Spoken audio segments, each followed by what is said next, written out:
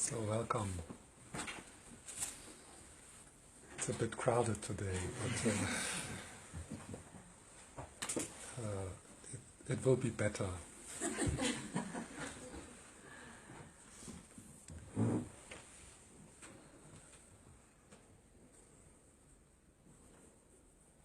Once you get how boring it is to sit here. Yeah, it's nice to see some of you back after quite some time, and I'm happy that you want to sit quietly with us.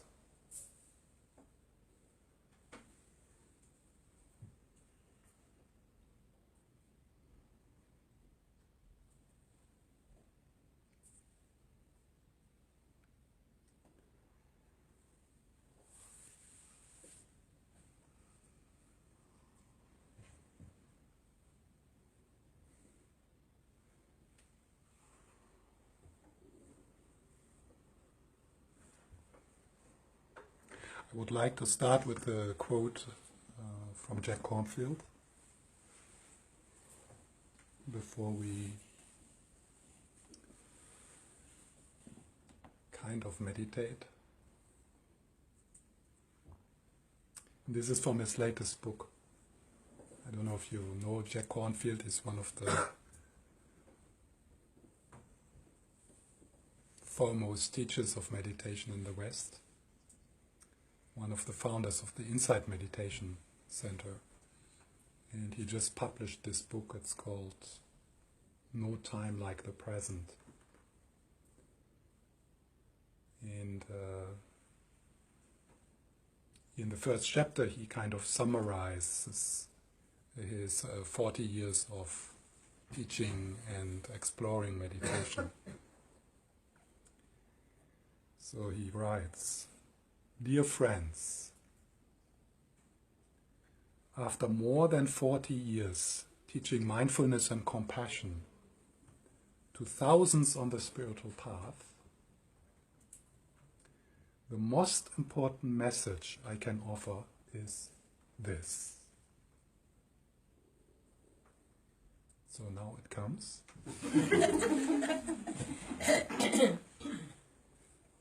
So if you have some attention left from today,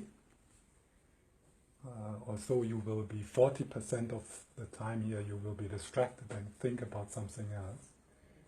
That's what research shows. So now pay attention. Jack Kornfield.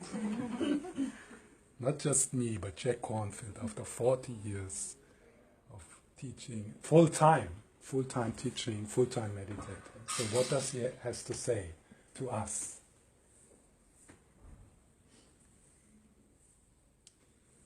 You don't have to wait to be free. You don't have to wait to be free. You don't need to postpone being happy. You don't need to postpone being happy.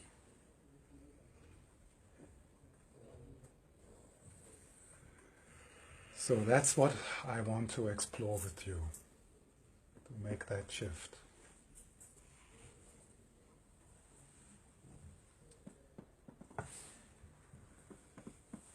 Let's make a leap of faith and trust Jack Kornfield. And then, of course, then he writes the whole book on how. Yeah. So. And that's what we are going to explore, how, until Christmas. And then you should have gotten it.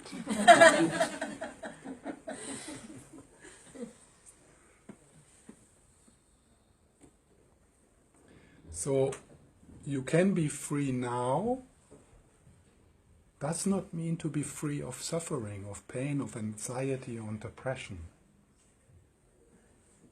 Life is suffering.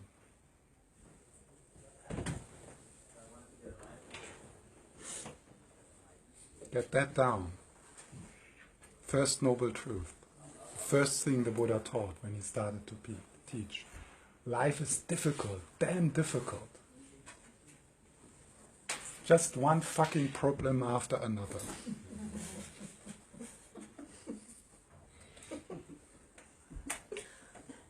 And some of you, you wake up in pain. So that's not the point. So freedom, it's not freedom of being human with feelings and fears and insecurity and vulnerability and confusion and unknowing and feeling alone and having heartbreak. So we don't want to be free of this, and we can't. Even we can't. That's our...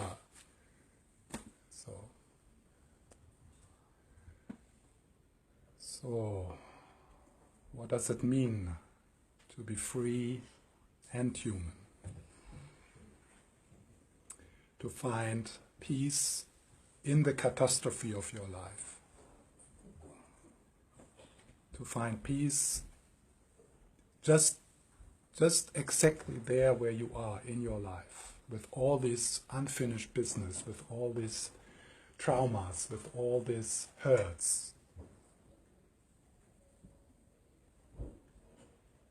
So I'm not promising freedom in that sense. So what I would like to explore with you is how to embrace, how to touch softly and gently, how to heal that which ails you. And in the same time, more and more have a sense of the primordial basic peace, the primordial basic health, the primordial basic sanity of your true being.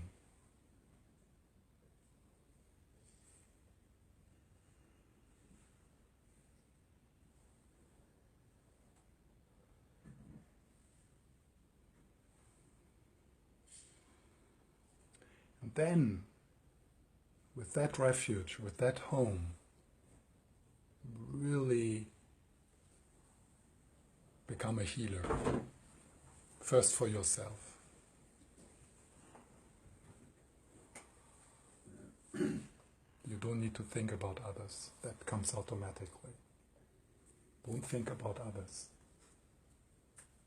Forget others.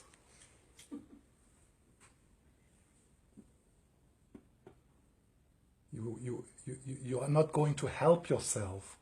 You can't help yourself to reach out once you find something precious. Once you find the stillness in you, the peace in you. You can't help yourself. You're going to stop to add to the violence in your life. You're going to stop to add to the violence in your relationships, in your family, in your society. So we don't need to think about others.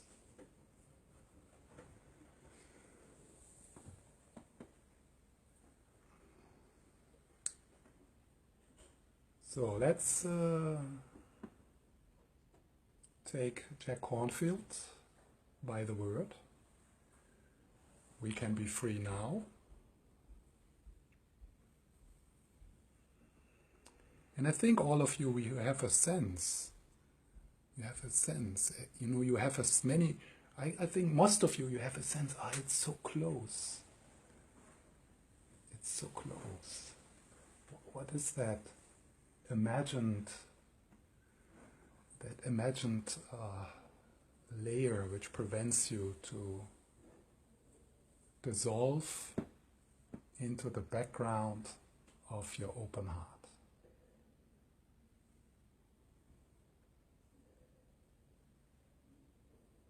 And love your pain to death.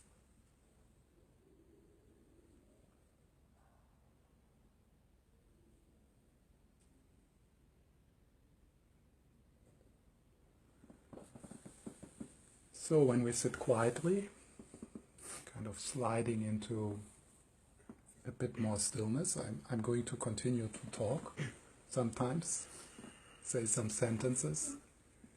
Don't see it Don't see it as meditation instruction, something you need to do. Rather be curious, oh, what happens? What happens in me when I say words like space or stillness or yes or let this moment be? So, like when I say let this moment be, don't try to do it. Notice what happens.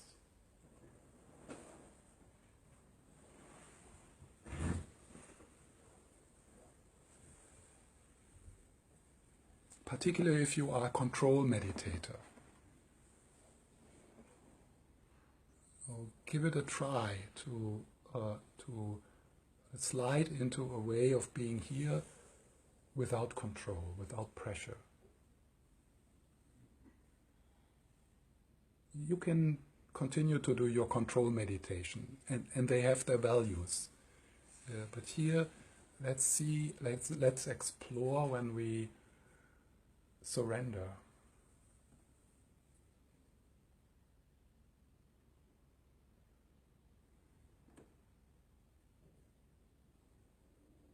Yeah, and then probably maybe some of you feel now, yeah, but I feel horrible.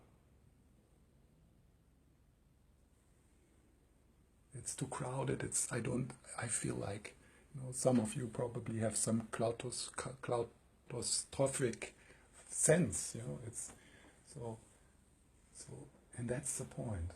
So we can actually use this somewhat uncomfortable situation here, yeah, and kind of really work with that, and relax into that, soften into that. Yes, this is how it is. This is how I feel. So let's just gently, so if you like you can close your eyes, but if you notice that you get really like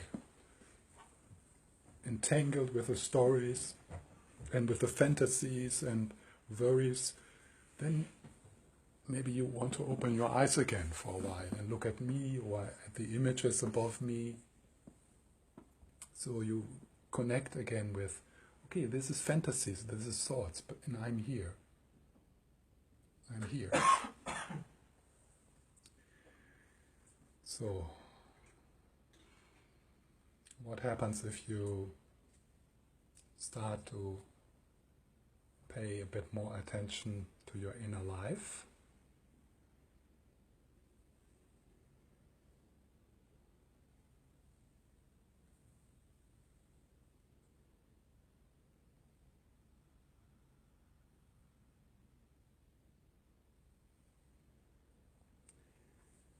And I invite you to shift from the busyness of the day, from the doing of the day, to being here. And part of that shift is that you have a sense that you drop from the head into the body.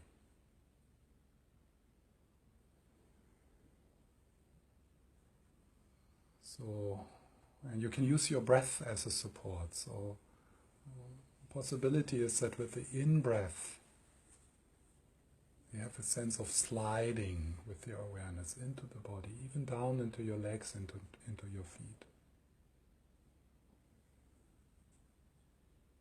And you become aware of your own energy.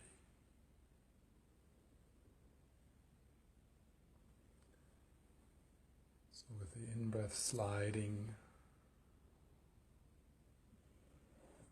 dropping into the body.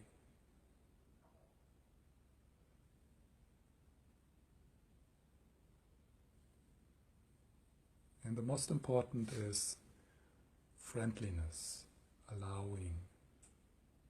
So nothing is excluded. You don't try to calm down or feel better. Really embrace yourself as you would embrace a friend.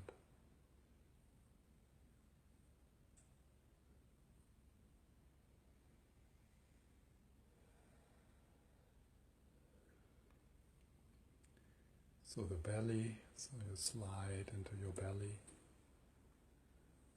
And then with the out-breath, you can use the natural letting go in the out-breath by letting go of some of the unnecessary tension.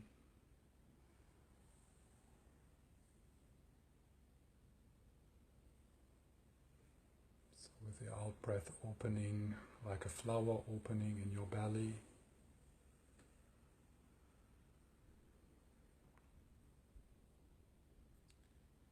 and then with the in-breath, you feel how your awareness is like loving hands, healing hands.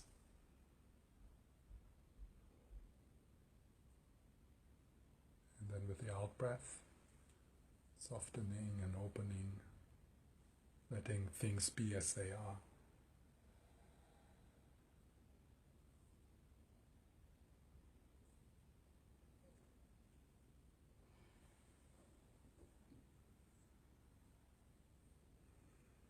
And of course, thoughts continue to arise.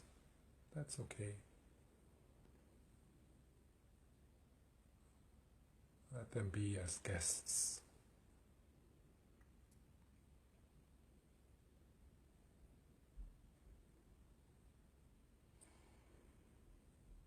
Notice your solar plexus. Maybe you can soften there a bit also.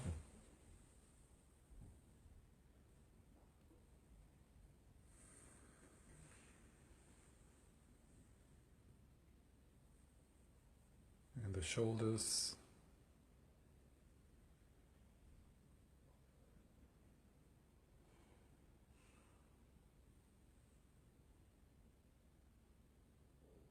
And also the face, particularly the eyebrows and the forehead, between the eyebrows where there's the third eye. See if you can relax some of the muscles there. And if you do that, maybe you can notice that your whole body can soften a bit.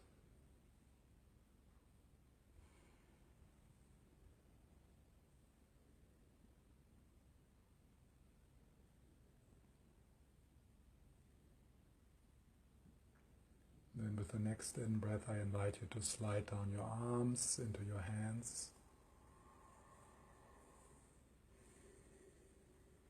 Feel the aliveness in your hands.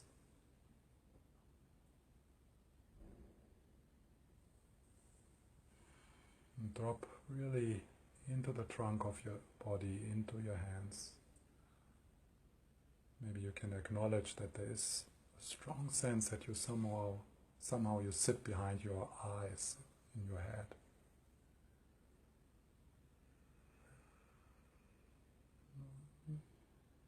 Maybe that can dissolve a bit.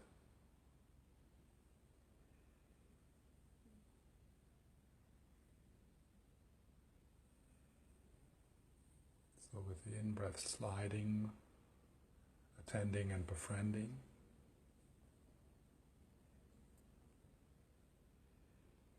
And with the out-breath, letting go of the control freak, the meditator.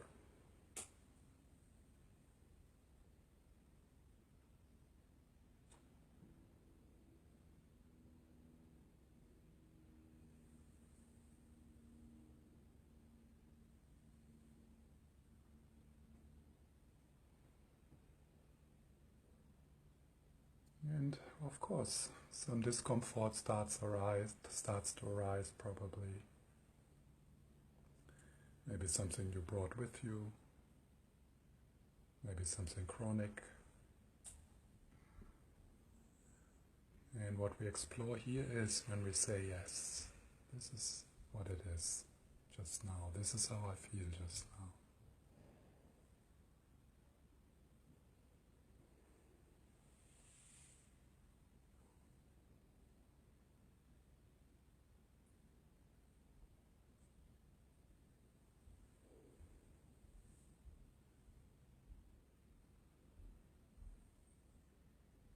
And maybe you can appreciate that more you soften the resistance a bit. More you can deepen your yes.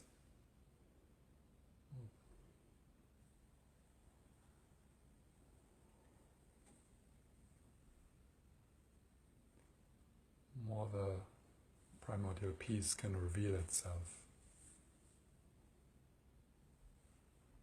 More the stillness, the primordial stillness can reveal itself.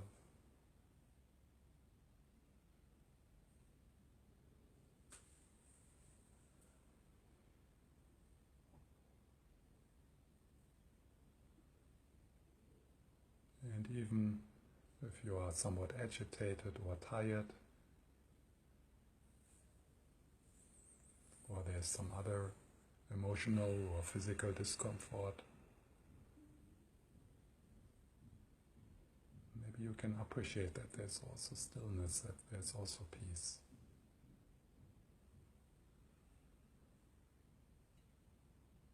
A field we share.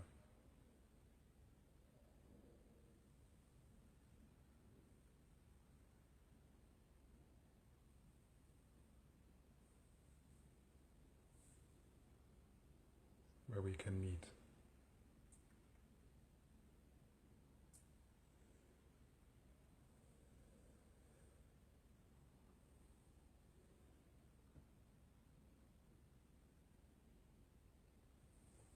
And then when you find yourself entangled in the commentary,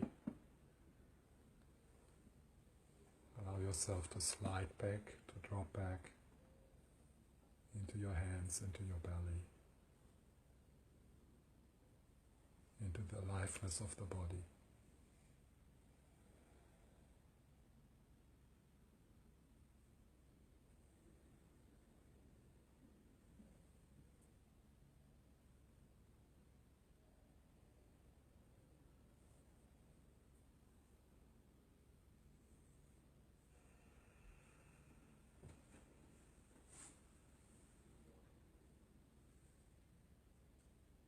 So returning, dropping into the body, resting,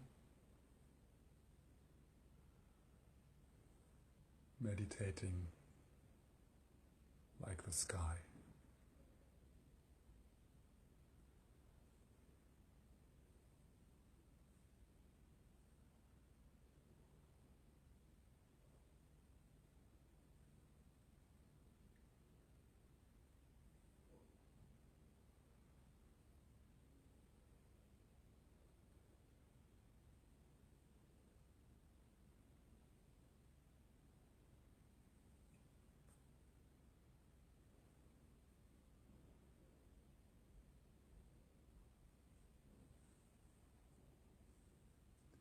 So underlying,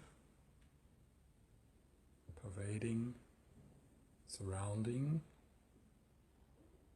the content of your experience, just as it is. Isn't there space? Isn't there a vastness? Isn't there a presence?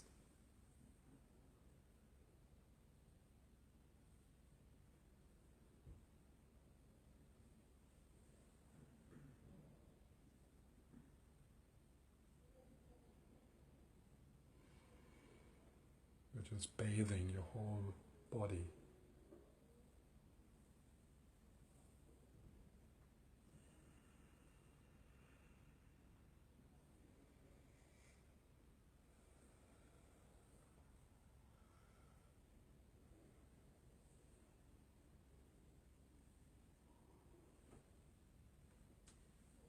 And then, of course, something arises, maybe something unpleasant, something pleasant, and you allow that like a wave coming and going.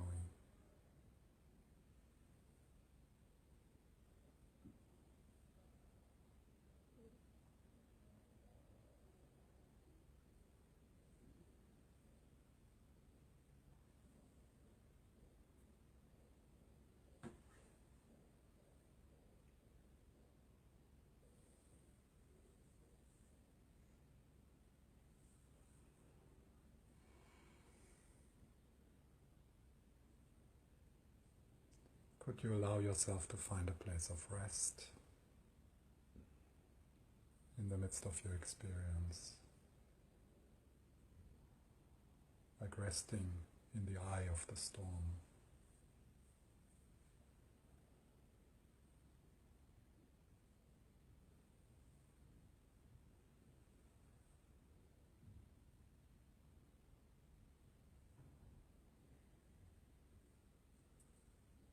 nothing to do, nowhere else to go.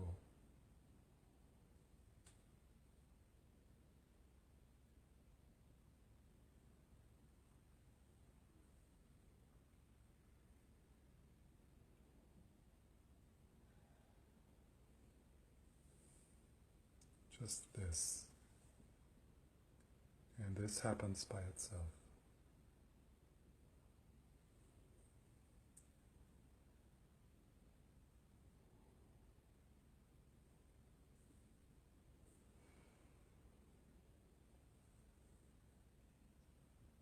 We don't know what this is, but it happens by itself.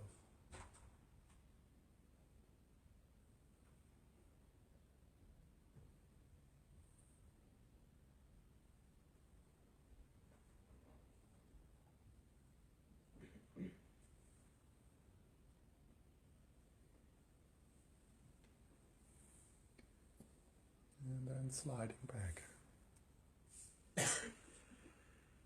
And then again opening.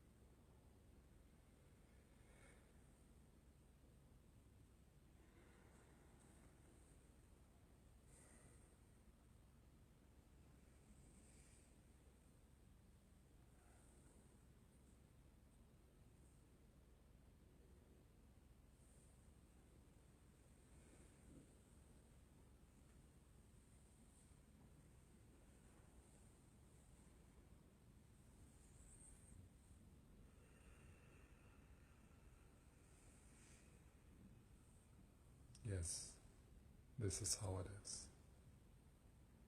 This is how I feel. This is what I think. This is the temperature in this room. These are my thoughts. Yes, this too.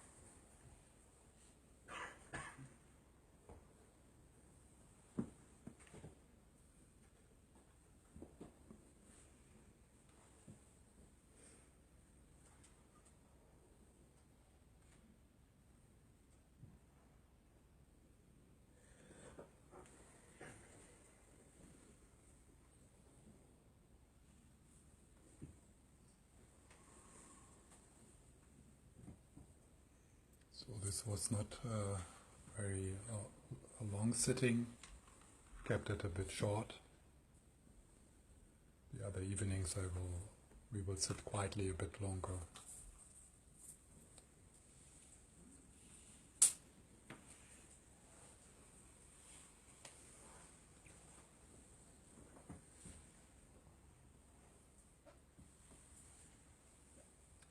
of the reason for that is that I couldn't stand it anymore.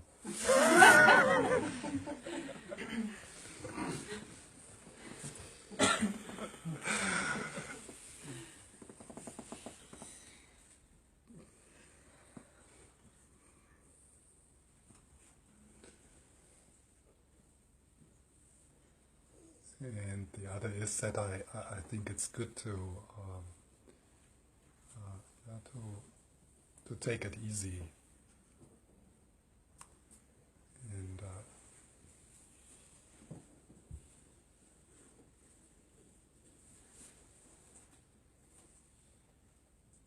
and in a way, although something now changed, it's all the whole evening is a bit of a meditation. So I invite you to stay connected with your body, and you check how you feel with what I say. I'm not saying important things or something you need to remember or something like that. So you can relax and just use this time also to just feel what is happening in you. And then some of the things I say might give you some space or some permission, or you feel like, So that's where we go. That's where we go for this.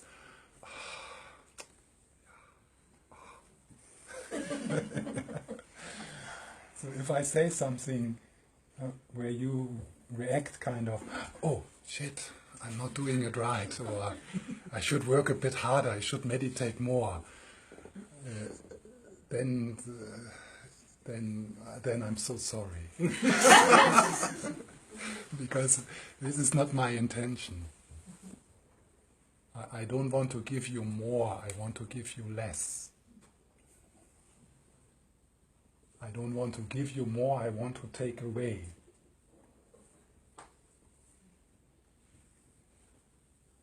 But somehow we are so made that even the instruction of allowing can trigger something like, oh, yeah, allowing. I need to allow. Oh shit, I'm not good in allowing. I hope nobody sees that I'm not good in allowing. I'm sitting here and I can't allow. Oh, this is so difficult.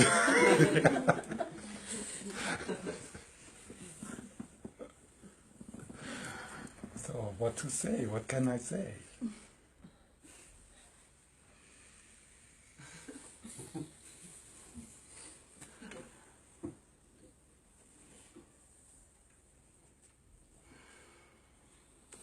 So if you have a background in meditation or in Buddhism, particular a background in a developmental view, meaning that the spiritual path is like something you go and you have to do a lot of things, and it's kind of a training, and you get better at meditation, and you have to accumulate this and purify that, and it's like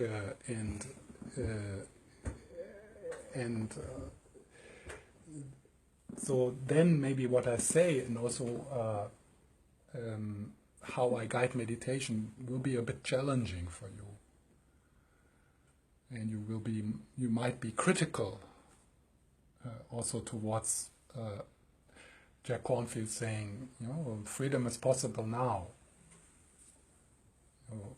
If you have invested a lot into your spiritual progress, then of course something in you will say, yeah, but. And so it's good to know that there are these two different views, and both have their place, and both have their value, and both are precious. The developmental view, the training view, which makes sense in our culture. When we work hard, then we will have results, and we will get somewhere where we are not yet. And this view will be also part of our evenings, for sure. But then there's the other view. And that view is called the resultant view, or the fruitional view. And good old Jack Kornfield, if I would be American, then I would say now, my friend Jack Kornfield.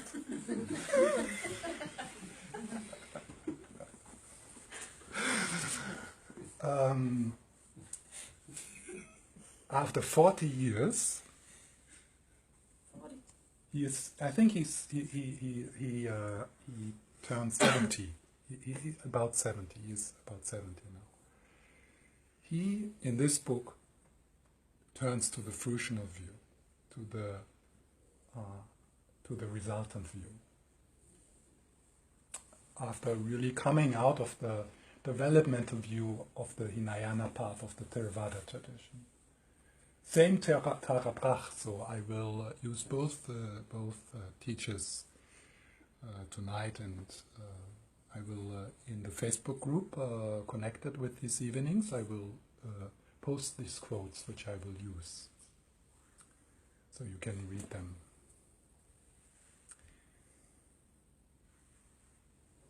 So, actually, Jack Kornfield himself uses these words, and he, after describing a bit the developmental view, the stages, and so on, he turns to the resultant view, and he gives a short kind of definition. What is the resultant view? What is the fruitional view?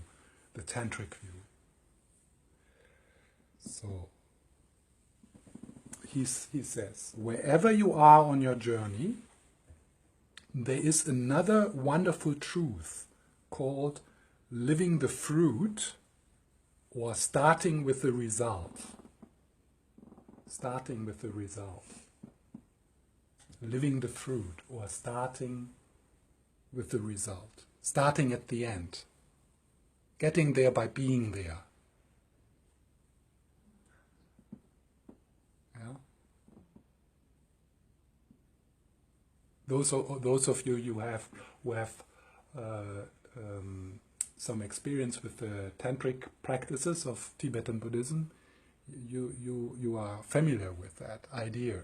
They call it taking the result of the path into the path.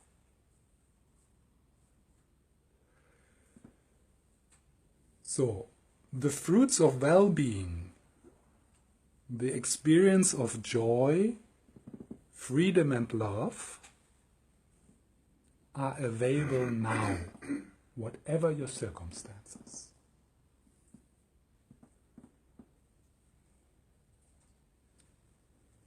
So, in the resultant view, in the fruitional view, we discover, it's a discovery of something which is already here.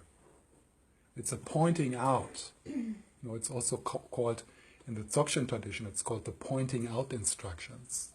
So it's a pointing out of that which is already here, but we don't see it. We don't trust it.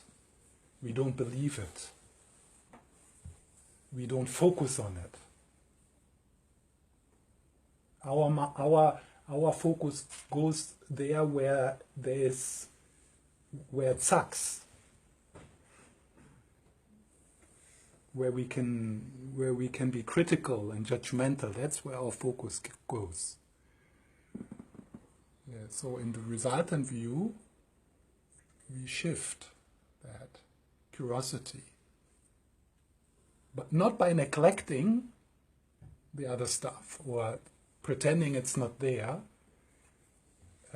So it's integrated into this, but. Yeah, so it's a shift. It's an opening. It's a shift to that which is already healed. That which actually never was. That which is actually completely untouched by the movements of your fucking difficult life. So what is that? That's what I would like to share with you. It's so close. It's so available. So you don't need to get ready for it. You don't need to become worthy, or more this, more that, or it's completely freely available. So what is it? So now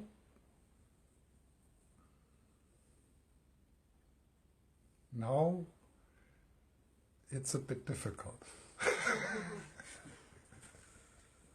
It's very easy and simple, effortless, but it's a bit difficult because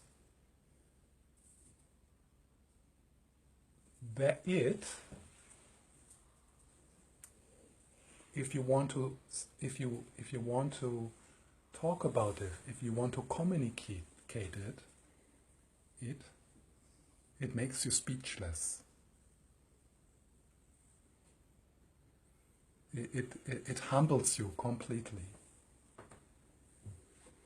There's nothing what you can say, nothing what you can do, nothing what you can sing or create, which is it.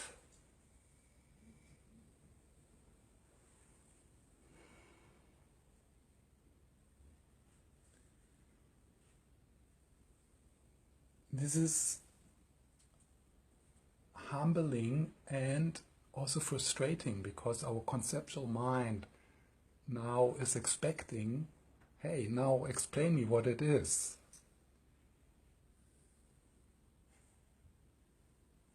And that part of you will be constantly frustrated on these evenings. That's why we will be next time only 20 people.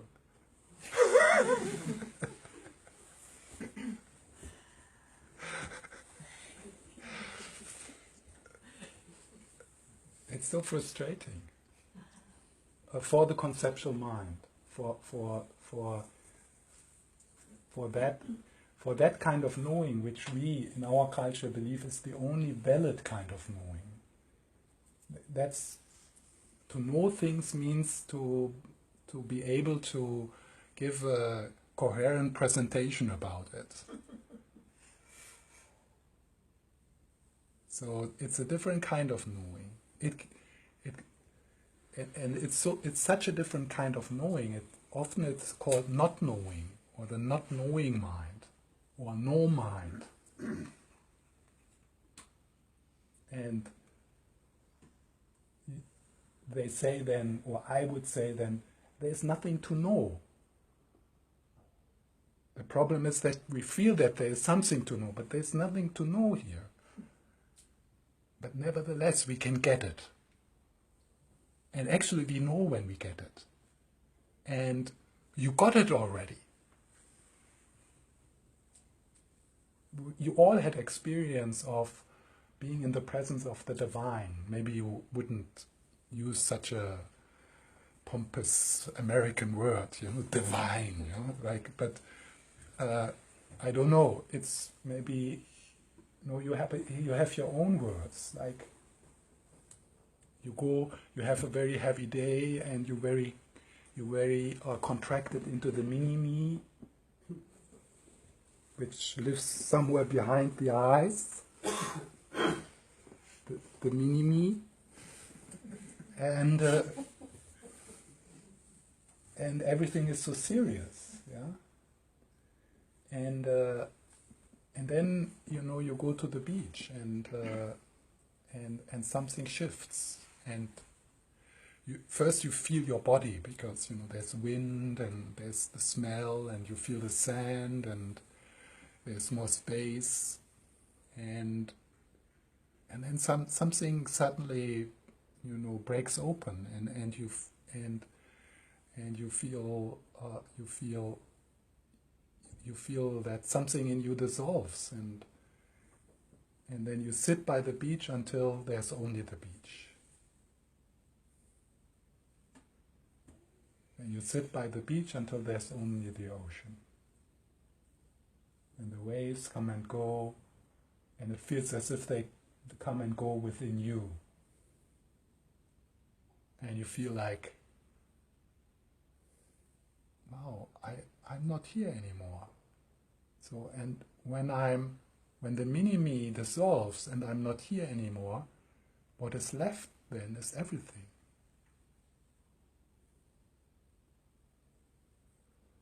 What is left then is not nothing. What is left then is everything.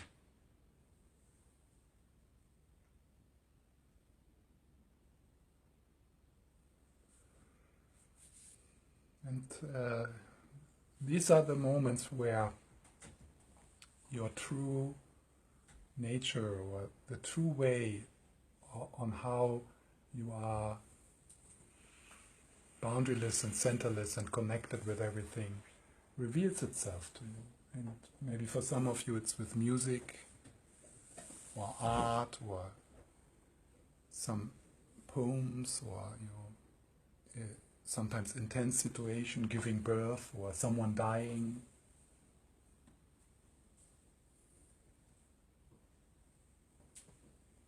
Being very intimate and close with someone you love, maybe with your child or with your partner. So these are all moments where this natural state, our birthright, reveals itself.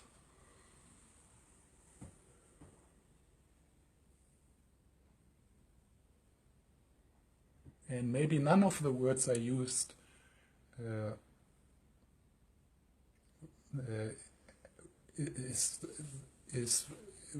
you would use them, but I think you get a sense of what I mean.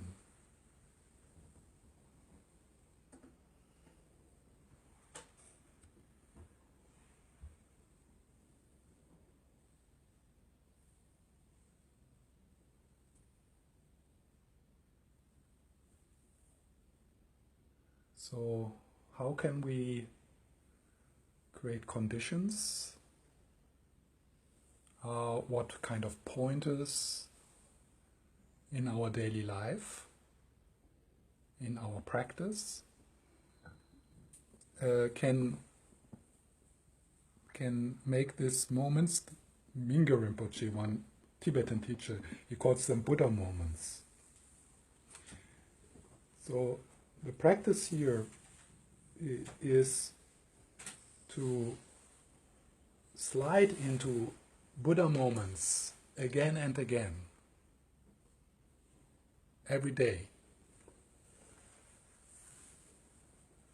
Once an hour, twice an hour, 10 times an hour, once a day, once a month.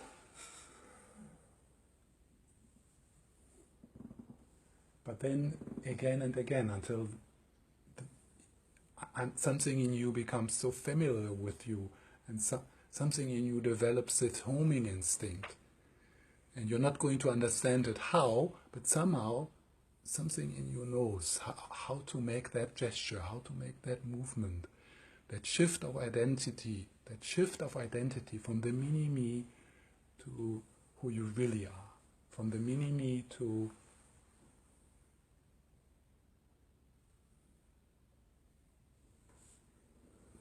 this, to it.